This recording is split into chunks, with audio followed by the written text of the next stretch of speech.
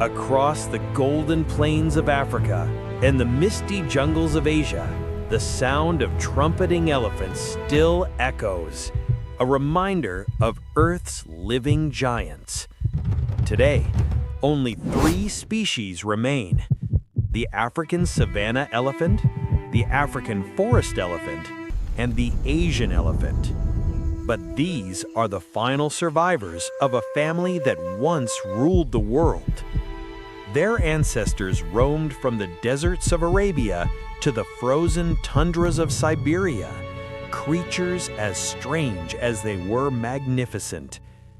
For more than 60 million years, the order of Proboscidea, the long-trunken mammals, has adapted, evolved, and conquered every environment imaginable. Their story is one of resilience, power, and survival, a story written in bone, stone, and time itself.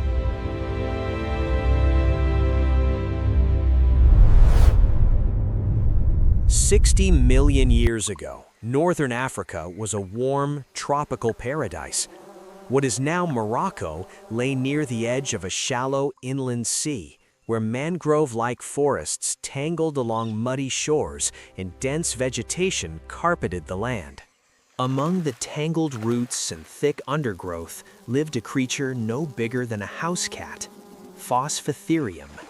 It moved quietly along the damp forest floor, weaving between ferns and low branches, foraging for soft plants and fallen leaves.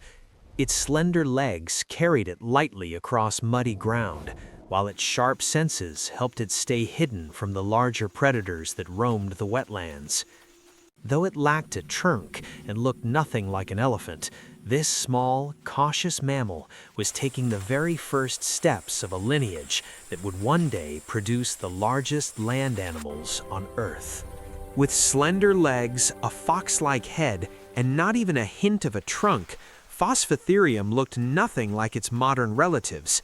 But inside its tiny jaw, researchers found clues: primitive tooth enamel patterns, early molar ridges, and enlarged incisors that reveal it as the first branch of the elephant family tree.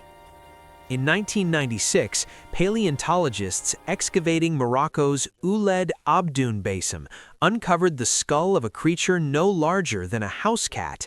They named it Phosphatherium, the earliest known ancestor of elephants. 37 million years ago, Africa was dominated by warm, shallow lagoons and vast reed-filled wetlands. It was here, in what is now Egypt's Fayum Depression, that scientists uncovered the bones of Moratherium. Unlike Phosphatherium, Moratherium had a stout body and spent much of its life in water, feeding like a modern hippo. Its short tusks and thick upper lip represent the first real steps toward the elephant's iconic trunk.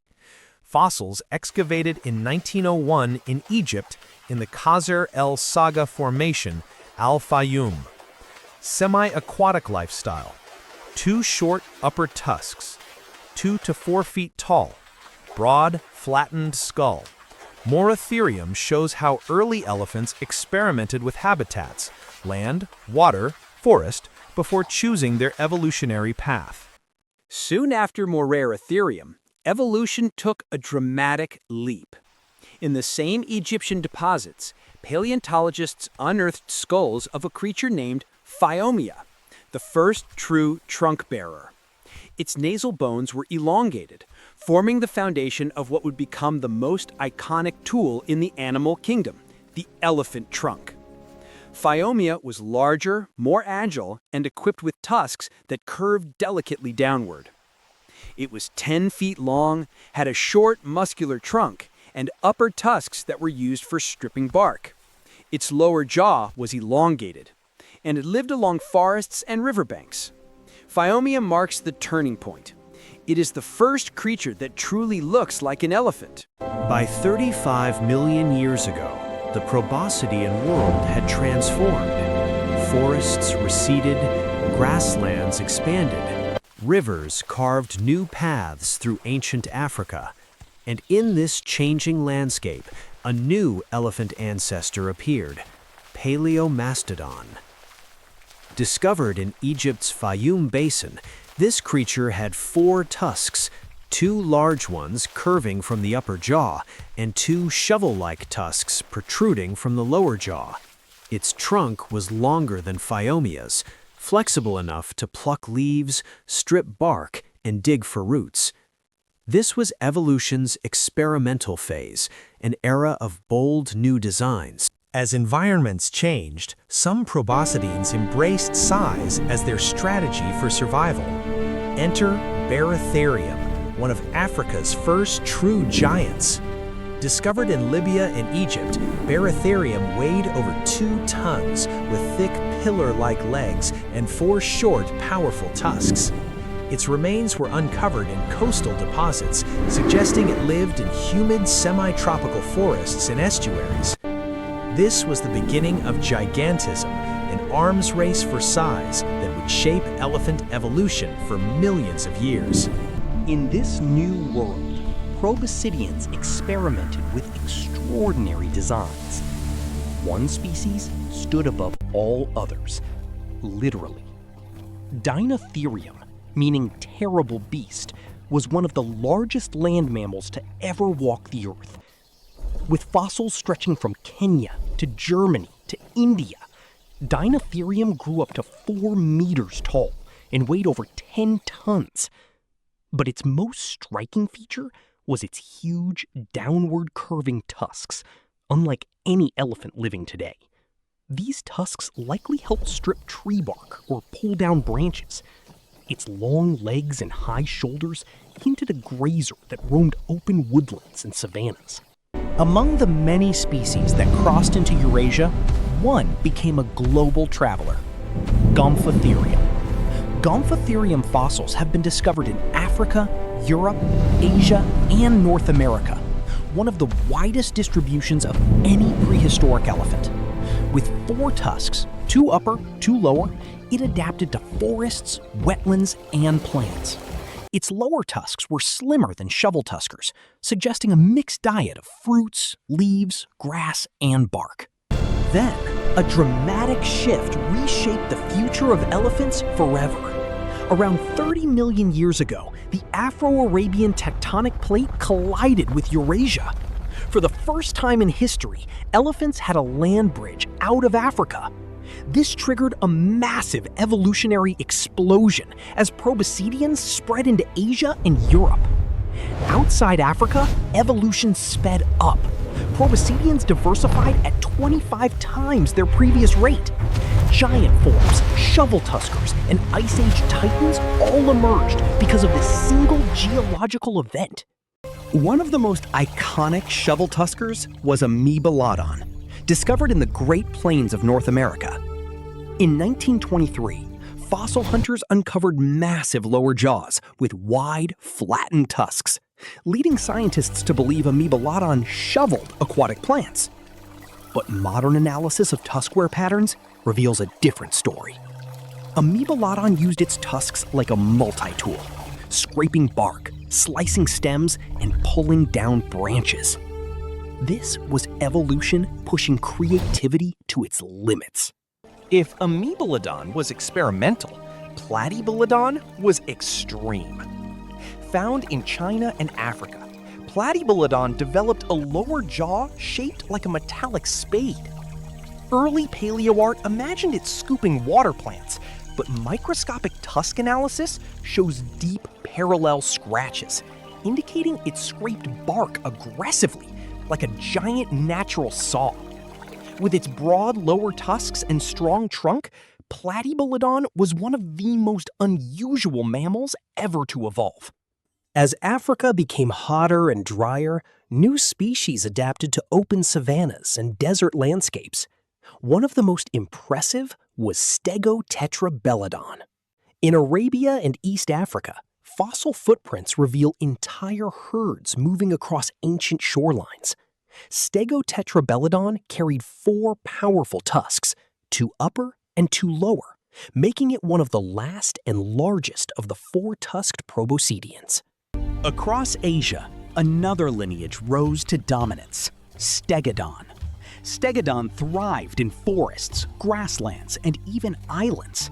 On Flores Island, dwarf stegodons, the size of calves, lived alongside early humans, such as Homo floresiensis. With long, straight tusks and massive bodies, stegodons were among the most successful elephant relatives. As the planet cooled dramatically, a new era dawned, the age of Ice Age elephants. Two great giants dominated this world, the mastodon, mammoth, and the mammoth, Mammuthus. Though similar in size, they belonged to completely different families.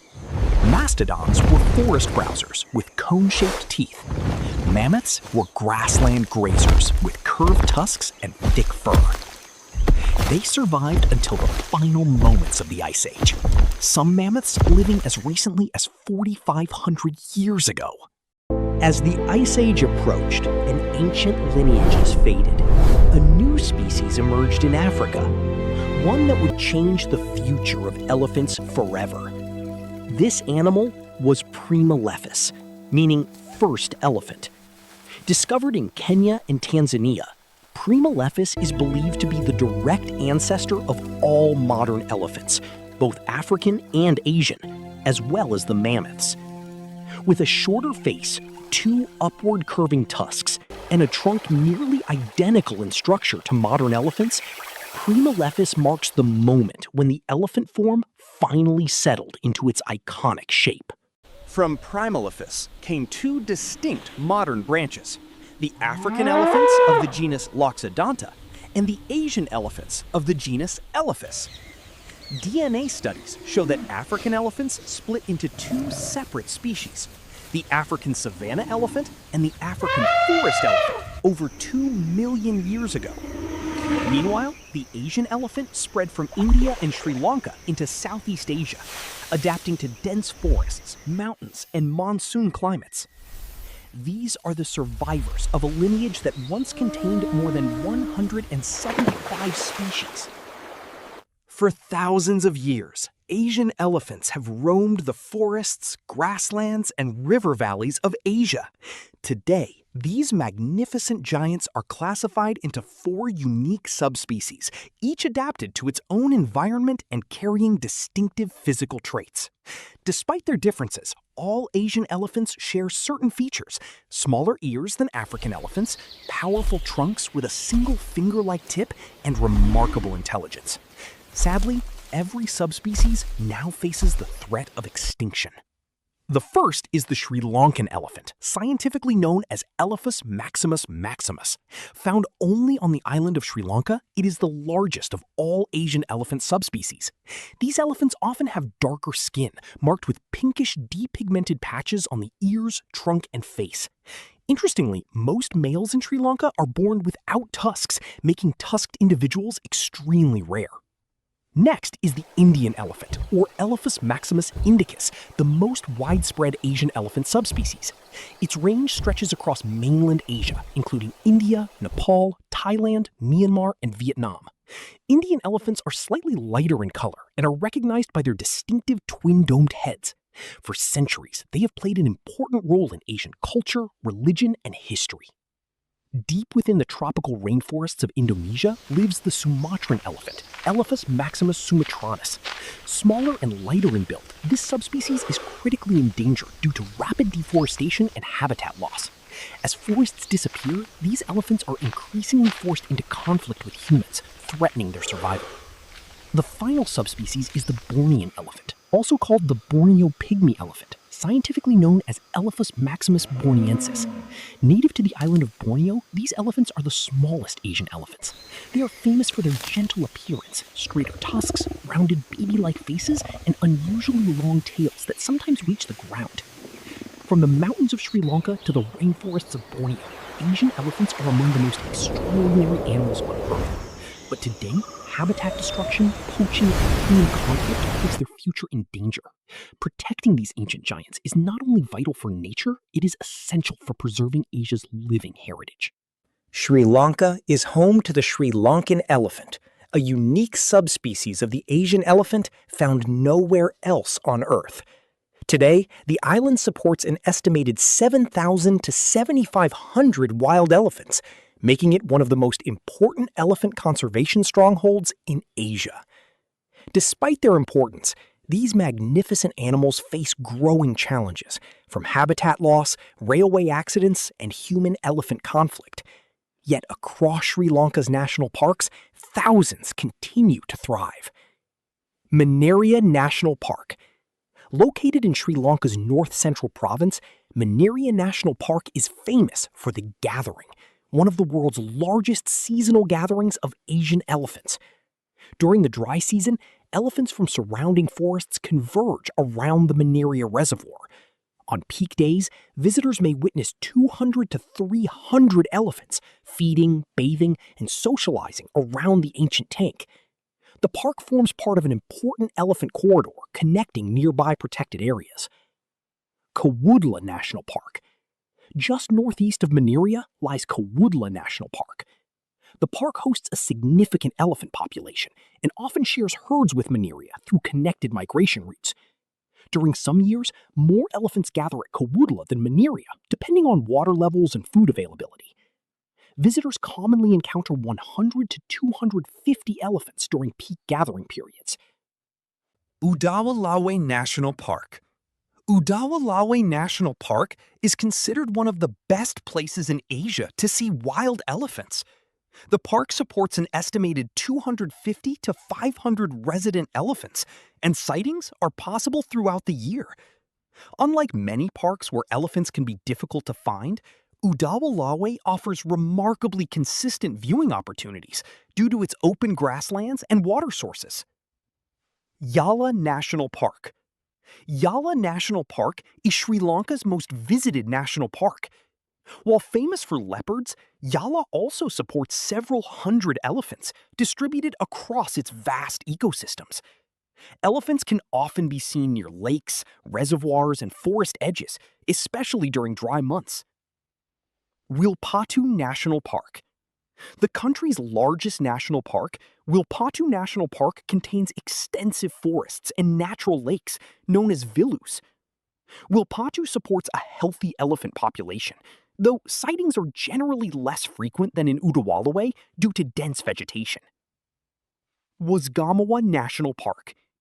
Wasgamawa National Park serves as an important refuge for elephants displaced by development projects and agricultural expansion. The park is connected to the Mineria Caudala elephant landscape and supports several hundred elephants throughout the year. Pinawala Elephant Orphanage. Pinawala Elephant Orphanage was established in 1975 to care for orphaned and injured elephants. Today, it houses one of the largest captive elephant groups in the world, with around 70 to 90 elephants typically living at the facility. It has become a major tourist attraction, known for elephant bathing sessions in the nearby river. Udawalawe Elephant Transit Home. For conservation-focused rehabilitation, many experts regard Elephant Transit Home as Sri Lanka's most important elephant rescue facility. Established in 1995, the center rescues orphaned calves, provides veterinary care, and releases them back into the wild when they are old enough to survive independently. The facility usually cares for 20 to 40 young elephants at a time and has successfully released more than 100 elephants back into the wild. As the sun sets across Sri Lanka's forests, reservoirs, and grasslands, thousands of elephants continue an ancient journey that began thousands of years ago. From the spectacular gatherings of Mineria to the conservation successes of Udawalawe, these gentle giants remain a symbol of Sri Lanka's natural heritage. Protecting elephants means protecting forests, water sources, and entire ecosystems.